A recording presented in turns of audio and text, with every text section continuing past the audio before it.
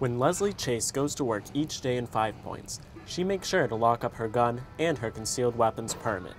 With the recent string of violence in the Five Points area, Chase says she can see why some people may want to carry a firearm. So I can understand why people would probably want to carry a weapon into a bar or restaurant to protect themselves when they're coming and leaving.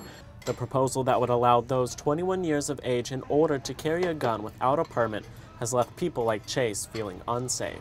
That doesn't make me feel good because, obviously when I'm working and running around with tables, I'm not going to be packing a gun on me while I'm serving drinks. And, I think that's the fear people are getting now, and more people are trying not to come out to Five Points because they're scared of more people carrying guns.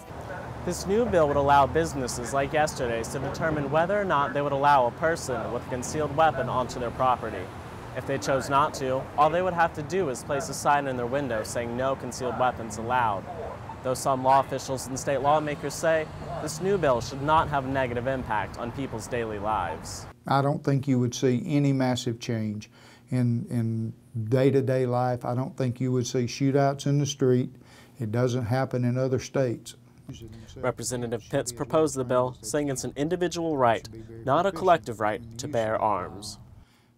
But what we're talking about is not a privilege granted by the state. We're talking about a constitutional right that was affirmed in two Supreme Court decisions. Some of South Carolina's law enforcement agencies are on board with Pitts.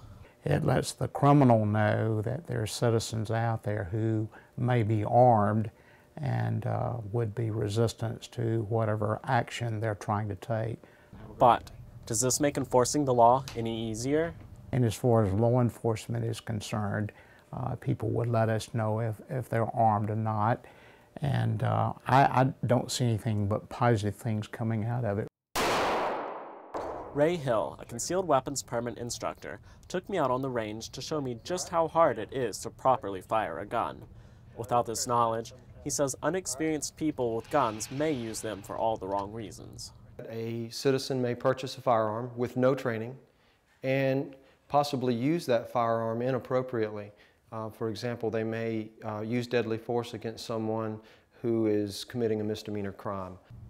As for the future of the bill, Representative Pitts says with all of his support, he has no doubt that it will pass. Evan Lohman, Carolina News. Very supportive of this bill because it is based on